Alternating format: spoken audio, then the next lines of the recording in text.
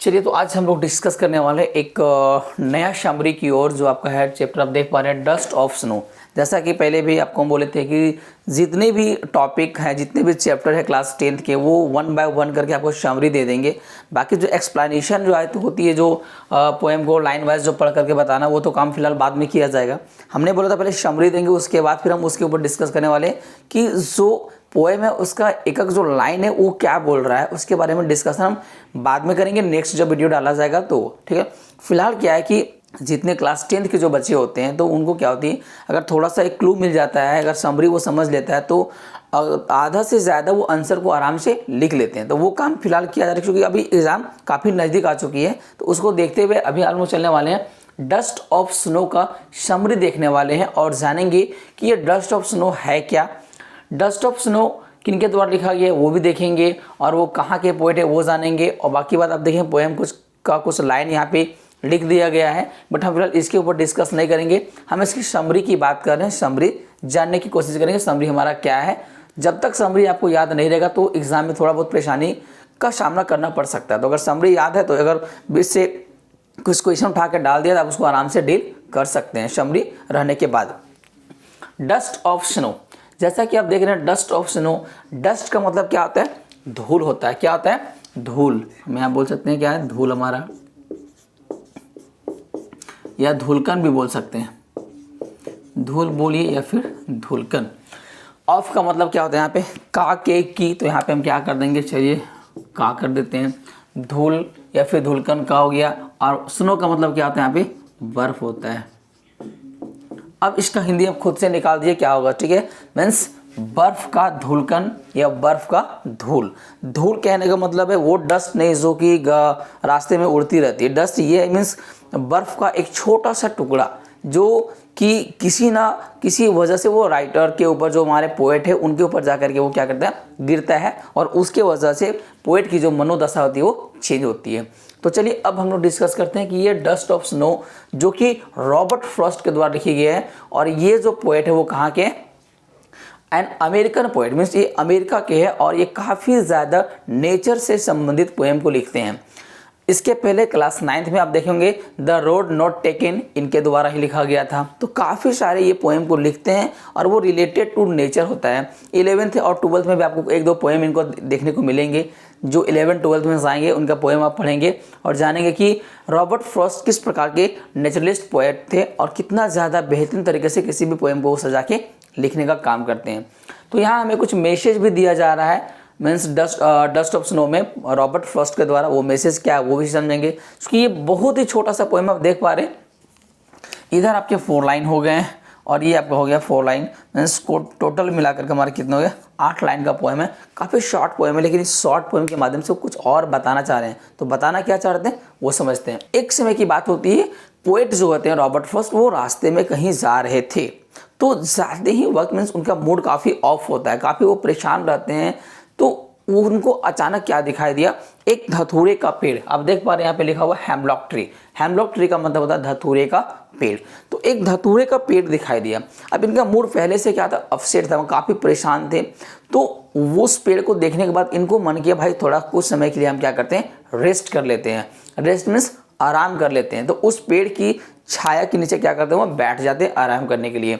अब जाहिर सी बात है, हम लोग भी अगर कभी थके रहते हैं तो बैठते हैं, तो अचानक हम लोग को नींद आ जाता है रेस्ट मिलने के बाद। तो जैसे वो बैठे और कुछ देर के बाद क्या होता है, उनको नींद आ जाता है और वो आराम से सो जाते हैं।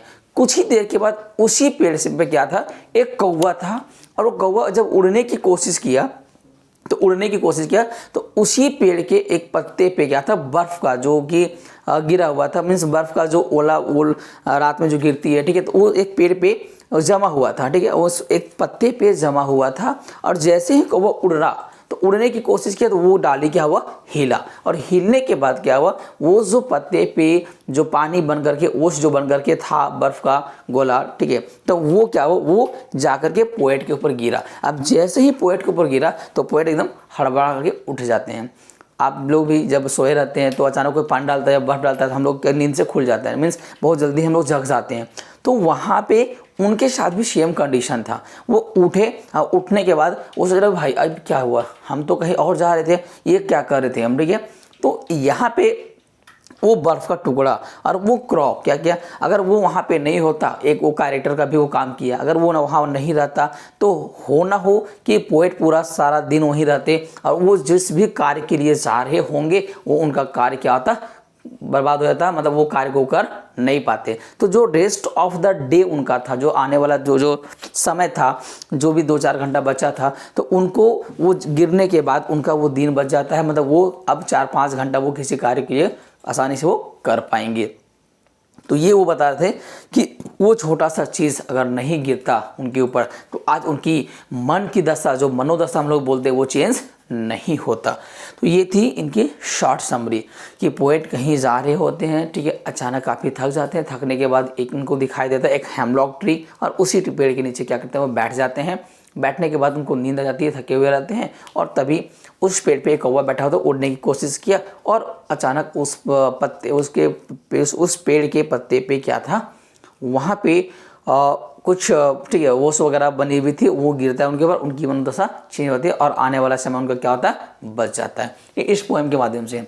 अब यहाँ पे डस्ट ऑफ स्नो के साथ यहाँ पे 2 चीज रिलेशन बताए हैं। एक हमारा क्रॉ, जिसको हम लोग काफ़ी नेगेटिव मानते हैं, नेगेटिव मीन्स नकारात्मक शक्ति मान लेते हैं कि नहीं, काला कौवा देखें दिन खराब हो गया, रास्ता में चलते रहते हैं, अगर बिल्ली गुजर गई तो हमारा दिन खराब हो गया, हम लोग रुक जाते हैं। सर ये नेगेटिव आप अपने मन में बिठा लिए, ऐसा कुछ भी नहीं होता है। अगर आप पॉजिटिव लेके चलेंगे तो आने वाला समय में कभी कुछ होगा नहीं। हम लोग नेगेटिव शुरू से ही मान लिए कि बिल्ली रास्ता काट गई मतलब हमारा दिन पूरा क्या हो जाएगा, खराब हो जाएगा। लेकिन नहीं, पोएट यहाँ पे एक मैसेज देना चाहते हैं कि हम किसी चीज़ को गलत नहीं मान सकते हैं। अगर हम गलत मानेंगे तो हम गलत समझेंगे भी उसे। इसलिए अब हर एक चीज़ को पॉजिटिव लेके चलें। तो हम लोग क्रॉ हो गया, एक हेमलॉक ट्री जो हम लोग बोलते हैं, एक पॉइजनियस ट्री होता है। पॉइजन मतलब उसमें एक तरह का जहर पाया जाता है, तो इसको भी हम लोग बैड मानते हैं, बहुत ख़राब मानते हैं, नहीं ये सही नहीं है। लेकिन सर वो पॉइजनियस ट्री अगर हम उसको मान रहे हैं तो उसका भी अपना कोई ना कोई स्पेशलिटी होगा, उसके अंदर भी कोई ऐसा गुण होगा। पोएट इसको ऐसा इसलिए बोल रहे हैं कि आने वाला जो उनका समय था, जो र्यूड होने वाला था, जो बर्बाद होने वाला था, तो उनका बचाने का श्रेय किसको आता है, क्रॉ और हेमलॉक ट्री। अगर क्रॉ नहीं रहता, हेमलॉक ट्री नहीं रहता तो वहाँ रेस्ट नहीं करते हैं, और वो रेस्ट अगर कर रहे हैं तो अगर वो पत्ते के ऊपर अगर वो नहीं रहता, बर्फ़ की जो आपका स्नो था अगर वो नहीं रहता और कौवा हिलाता नहीं तो गिरता कहाँ से, ठीक है। तो यहाँ पे सब के सब एक तरीके से को रिलेटेड है और ये पॉजिटिव वो देना चाह रहे हैं कि वहाँ पे जो हम लोग मानते हैं क्रॉ नेगेटिव है, तो यहाँ पे ऐसा नहीं करें। वो हमारी एक तरीके से मनगढ़ंत कहानी है, एक तरीके से हम लोग गलत शुरू से ही मान लेते हैं, ऐसा नहीं करना चाहिए। एक मैसेज वो देना चाहते हैं इसके माध्यम से। बाकी इसकी जो एक्सप्लेनेशन है लाइन वाइज वो बाद में कभी दिए जाएंगे, जिनको अगर जरूरी होगा आप कमेंट बॉक्स में जा करके कमेंट करेंगे। और बाकी इसी प्रकार से और जो भी आपका पोएम है, जो भी चैप्टर है, वो 1 बाय 1 करके डाल दिए जाएंगे। तो हम वैसे वजह से फिर से रिक्वेस्ट करेंगे, जो अभी तक हमारे चैनल में नए हैं वो सब्सक्राइब कर लेंगे, लाइक शेयर जो बटन है दबा देंगे, ताकि आने वाले जितने भी वीडियो हैं वो आपको मिल सके आसानी से। और ये काम बहुत जल्दी ही किया जा रहा है ताकि आपका जो एग्ज़ाम है वो बेहतर तरीके से जाए और मार्क्स भी अच्छा आ सके। धन्यवाद।